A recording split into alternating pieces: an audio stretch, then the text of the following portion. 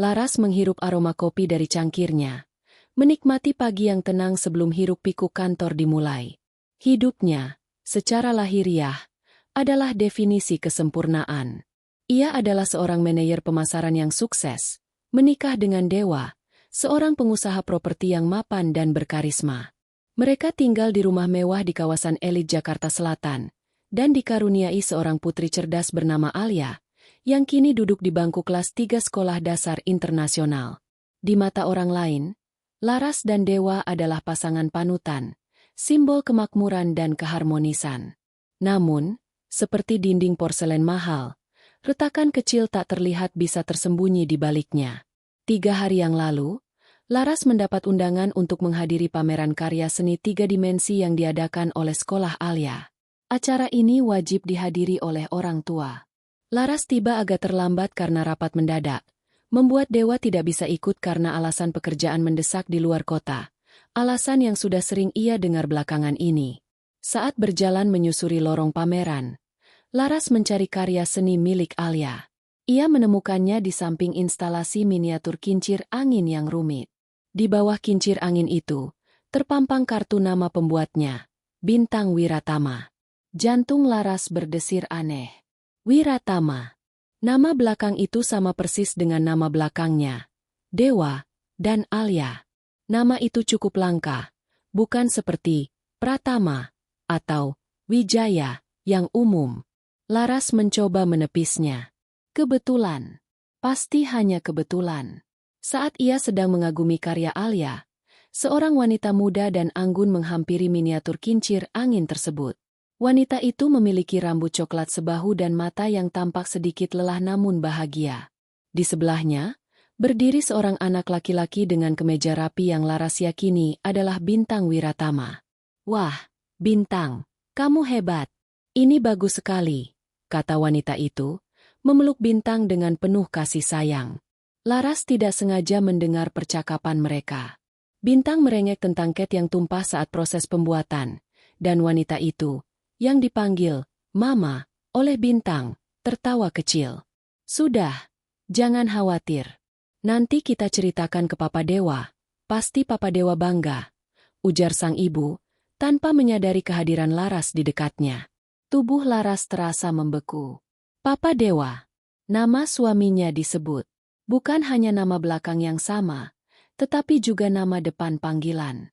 Kebetulan sebesar apa ini? Jari-jarinya menggenggam erat cangkir kopinya. Ia berbalik perlahan, memastikan wanita dan anak itu tidak melihat wajahnya yang mulai memucat. Sepanjang sisa acara, pikiran Laras kacau. Dia melihat wanita itu dari kejauhan. Dia terlihat begitu tulus, begitu nyaman, begitu familiar. Laras merasa seolah ada lubang hitam terbuka di dasar perutnya. Dia pulang tanpa berbicara sepatah kata pun pada Alia. Malam harinya, setelah Alia tidur, Laras mengambil ponselnya. Dia mencari akun media sosial orang tua murid, menemukan profil Ibu Bintang Wiratama, yang ternyata bernama Vina. Profil Vina terkunci, tetapi foto profilnya menunjukkan siluet punggung seorang pria dewasa yang sedang menggendong Bintang, berlatar belakang pantai saat matahari terbenam. Siluet itu, bentuk bahu yang lebar, postur tubuh, bahkan jam tangan yang melingkar di pergelangan tangan pria itu, sangat mirip dengan Dewa. Laras mencoba menghubungi Dewa, tetapi panggilan itu langsung diarahkan ke kotak suara. Dewa hanya mengirim pesan singkat. "Meeting di Bandung sampai besok sore. Love you." Pesan itu terasa hambar. Kecurigaan yang awalnya hanya setitik noda, kini berubah menjadi bayangan besar yang mengusik tidur Laras. Ia tahu, kebetulan tidak mungkin berlaku ganda. Besok, ia harus mencari tahu lebih dalam. Ini bukan lagi soal rasa cemburu. Ini soal melindungi fondasi hidupnya yang mungkin sedang dirobohkan oleh suaminya sendiri. Laras memasang wajah baja. Dia akan menyelidiki, dan jika terbukti benar, dia akan bertindak. Kecurigaan telah membunuh semua ketenangan Laras. Pagi setelah Dewa mengirim pesan singkat dari Bandung, Laras bangun dengan tekad dingin. Rasa sakit dikhianati ditundukkan, digantikan oleh fokus tajam seorang manajer yang sedang menghadapi krisis besar. Ini bukan lagi drama hati. Ini adalah audit kehidupan. Langkah pertama Laras adalah menghubungi Risa, sahabat lamanya yang kini menjadi pengacara andal di firma hukum ternama. Laras menceritakan keseluruhan kejadian, mulai dari nama belakang Wiratama, panggilan Papa Dewa, hingga siluet di media sosial. Risa mendengarkan tanpa menghakimi. Jangan pernah konfrontasi dia sebelum kamu punya bukti fisik. Laras, nasihat Risa tegas. Begitu dia tahu kamu curiga, dia akan menghapus jejak. Kita amankan dulu faktanya. Atas rekomendasi Risa, Laras menyewa seorang detektif swasta senior yang sangat rahasia bernama Pak Tarno, yang dulunya adalah anggota kepolisian. Ia memberikan semua detail yang ia miliki, nama lengkap suaminya, nama Vina, dan lokasi sekolah Alia. Sementara Pak Tarno mulai bergerak di lapangan, Laras melakukan penyelidikan internal di rumah. Ia mulai memantau Dewa dari dekat. Ia mencermati mutasi rekening koran Dewa. Tidak ada pengeluaran besar yang mencurigakan, tetapi Laras menemukan beberapa transfer rutin dalam jumlah sedang ke rekening bank yang tidak dikenal, dengan deskripsi yang samar-samar, seperti dana proyek atau bayar vendor. Ia mencatat semua tanggal dan jumlahnya. Puncaknya terjadi ketika Dewa pulang dari perjalanan bisnis di hari Jumat. Saat Dewa mandi, Laras memeriksa ponsel Dewa. Ia menemukan sebuah aplikasi perpesanan tersembunyi yang terkunci. Berkat ingatannya yang tajam, ia berhasil menebak password yang ternyata adalah kombinasi tanggal ulang tahun Vina, yang ia temukan dari tag di media sosial salah satu teman Vina, dan angka keberuntungan Dewa. Di dalamnya, semua terungkap. Obrolan mesra, rencana liburan akhir pekan keluar kota, dan yang paling memukul, foto-foto kebersamaan Dewa, Vina, dan Bintang yang bahagia, layaknya keluarga sempurna. Sebuah pesan dari Vina berbunyi, "Terima kasih sudah meluangkan waktu untuk kita, Mas." Bintang senang sekali, Papa Dewa datang menjemputnya di sekolah kemarin. Laras merasakan mual. Bintang dan Alia bersekolah di tempat yang sama, yang berarti Dewa meluangkan waktu untuk anak hasil perselingkuhannya, bahkan mengorbankan waktu untuk Alia. Ini bukan hanya pengkhianatan fisik, tapi juga pengkhianatan emosional sebagai ayah. Keesokan harinya, Pak Tarno datang dengan hasil yang mengonfirmasi ketakutan Laras. Ia menyerahkan sebuah amplop coklat berisi foto-foto dan dokumen. "Istri muda Anda bernama lengkap Vina Salsabila," jelas Pak Tarno. "Mereka menikah siri 2 tahun lalu di luar kota. Anak itu, Bintang, memang anak biologis Dewa." Namun, ada satu detail yang membuat Laras mengeras, mengubah kesedihan menjadi kemarahan strategis. Dewa telah membelikan Vina sebuah rumah atas nama Dewa, meskipun ia menyamarkannya sebagai aset perusahaan. Dokumen ini menjadi bukti vital. Laras kini memegang 3 kunci utama: bukti perselingkuhan dan pernikahan siri, konfirmasi paternitas Bintang, dan yang terpenting, bukti aset tersembunyi. Air mata Laras mengering. Ia memutuskan untuk melupakan rasa sakit dan fokus pada tujuannya, memastikan Dewa kehilangan segalanya, persis seperti Dewa telah merenggut segalanya darinya. Tidak ada lagi penundaan. Waktunya untuk beralih dari detektif menjadi eksekutor. Laras kembali bertemu dengan Risa di kantor pengacara, membawa serta tumpukan bukti yang telah ia amankan, salinan transfer bank, foto-foto, dan laporan detektif. Aura Laras kini bukan lagi kesedihan yang melemahkan, melainkan fokus murni, seperti mata seorang pemburu yang siap melumpuhkan mangsanya. Prioritas utama kita, Risa, adalah memastikan Dewa keluar dari pernikahan ini tanpa sepeser pun dana talangan. Dia tidak boleh merusak masa depan Alia dan aku, kata Laras. Suaranya tenang dan tegas. Risa mengangguk, terkesan. Kekuatan Laras ada pada 2 celah hukum, pernikahan siri yang tanpa izin istri sah dan bukti bahwa Dewa menyamarkan aset untuk istri mudanya. Ini adalah titik lemah Dewa dalam pembagian harta Gonogini. Mereka menyusun rencana aksi yang harus dieksekusi secara rahasia dan cepat, diselesaikan dalam waktu kurang dari seminggu. Laras memulai dengan mengamankan dana likuid. Sebagian besar kekayaan mereka berbentuk rekening gabungan, tetapi Laras tahu bahwa ia harus bergerak hati-hati. Dalam 3 hari berturut-turut, Ia memindahkan dana secara bertahap dalam jumlah yang tidak terlalu mencolok dari rekening gabungan ke rekening pribadinya yang Dewa tidak ketahui keberadaannya. Ketika Dewa bertanya tentang pergerakan kecil di rekening, Laras dengan santai beralasan ia membutuhkan modal untuk investasi kecil di luar kota bersama teman lamanya, yang direspons Dewa dengan anggukan acuh tak acuh, terlalu percaya diri untuk curiga. Ia juga menggunakan kewenangannya sebagai direktur di salah satu perusahaan kecil mereka untuk memindahkan sebagian besar aset kas perusahaan, yang sebetulnya adalah uang Dewa, ke bentuk investasi jangka panjang atas nama Alia, diurus oleh perwalian yang ditunjuk Laras dan Risa. Setelah mengamankan dana, Laras menargetkan aset properti. Rumah mewah yang mereka tinggali didaftarkan atas nama Laras dan Dewa. Berbekal dokumen perjanjian pranikah, yang ironisnya disiapkan Dewa sendiri untuk melindungi hartanya, dan beberapa surat kuasa umum yang pernah ditandatangani Dewa untuk kemudahan administrasi, Laras bergerak cepat. Dengan bantuan notaris yang dikenalkan Risa, Laras memproses pengalihan saham mayoritas kepemilikan beberapa unit apartemen sewa yang mereka miliki menjadi atas nama PT yang sepenuhnya ia kendalikan. Proses ini legal dan efisien, memanfaatkan jaringan dan uang yang ia miliki. Rumah yang dibelikan Dewa untuk Vina juga menjadi target. Risa memastikan bahwa pembelian yang disamarkan sebagai aset perusahaan itu bisa digugat oleh perusahaan, sehingga Dewa tidak akan bisa mengklaimnya sebagai harta pribadinya. Pada akhir minggu, Laras telah mengamankan hampir 90% aset likuid dan properti utama. Sekarang, saatnya menyiapkan serangan balasan yang paling mematikan, dokumen perceraian. Risa telah merancang gugatan dengan tuntutan yang jelas. Perceraian dengan alasan perselingkuhan, hak asuh anak penuh, dan penyitaan semua harta Gonogini Dewa berdasarkan bukti pengkhianatan yang sistematis. Semua bukti, cetak biru transfer, foto-foto bintang, hingga surat nikah siri yang berhasil didapatkan Pak Tarno, disusun rapi dan diberi label. Laras bahkan mencetak pesan terakhir Dewa padanya.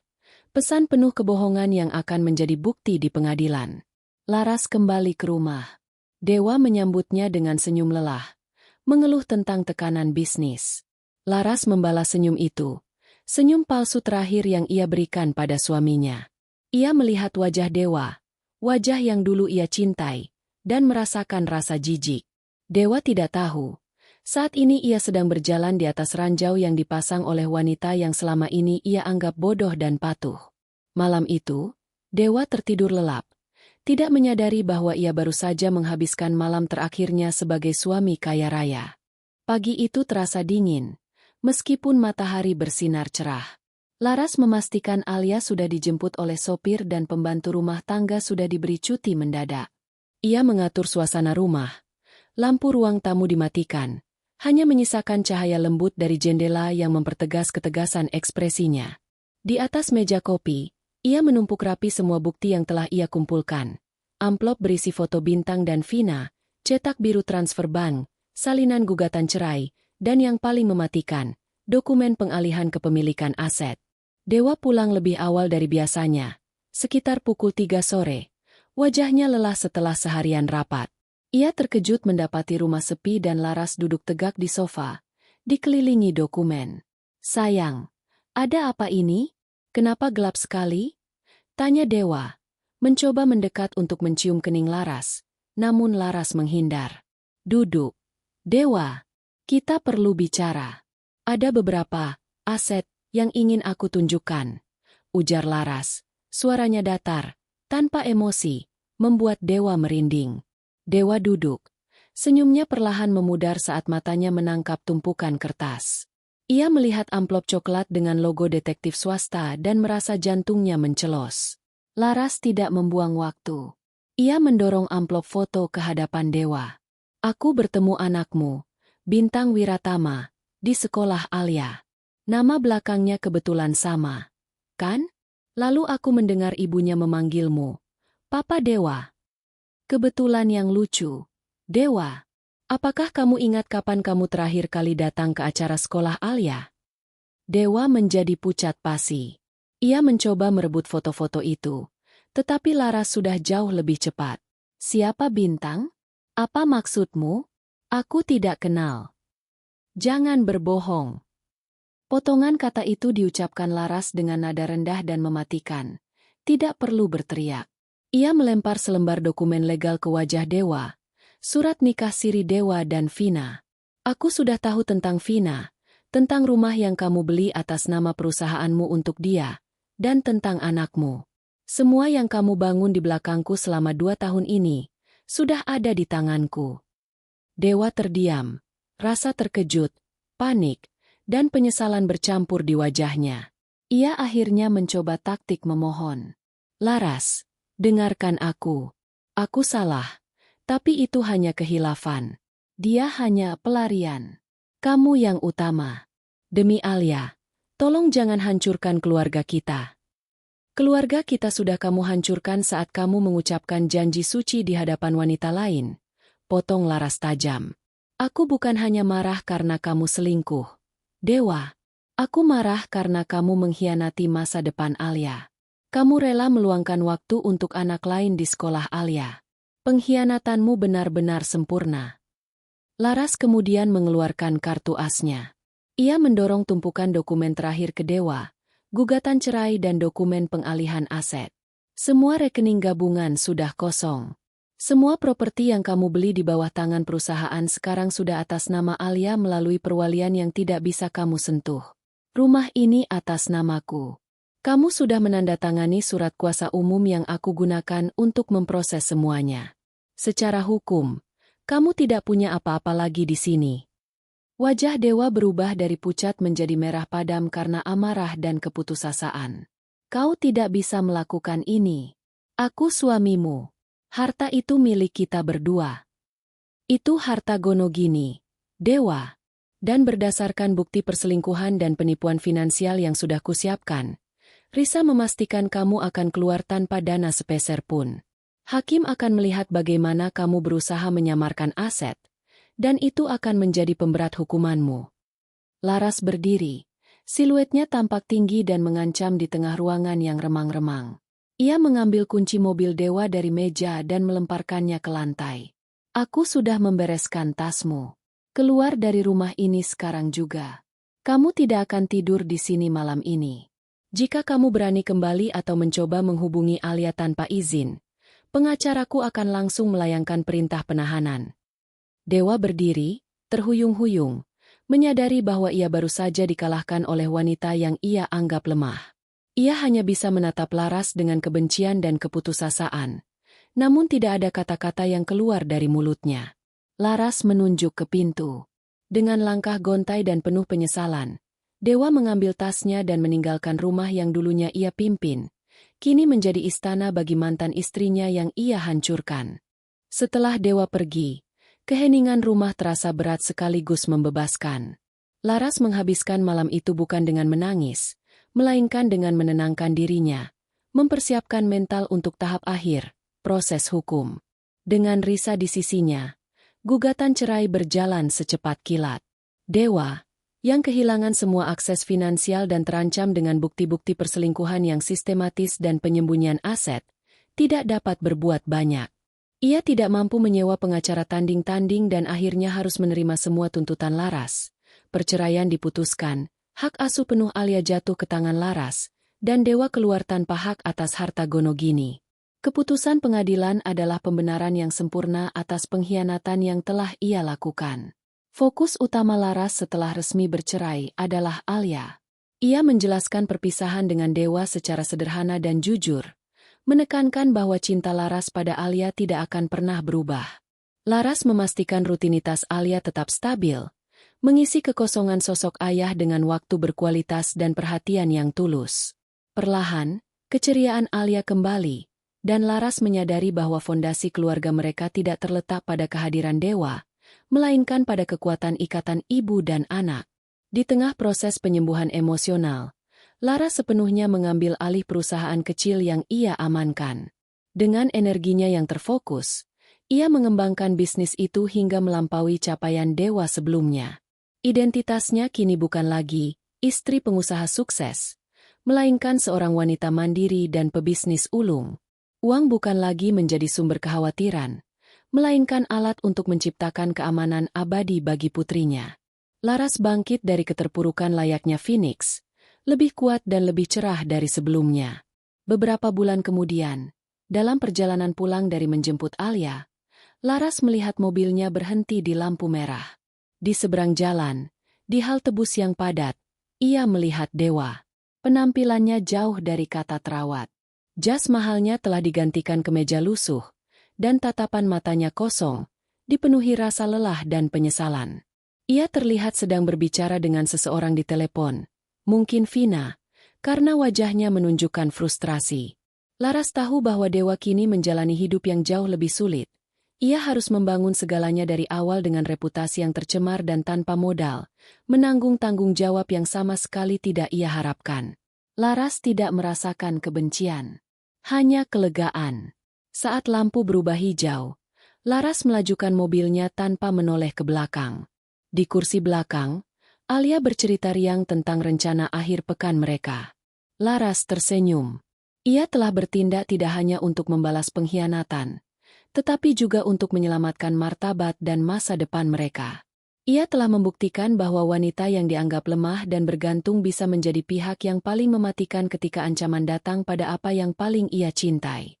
Kisahnya adalah tentang kekuatan, bukan sekadar korban. Ia telah menutup babak lama itu sepenuhnya. Dan kini, lembaran baru, lembaran miliknya sendiri, telah dimulai.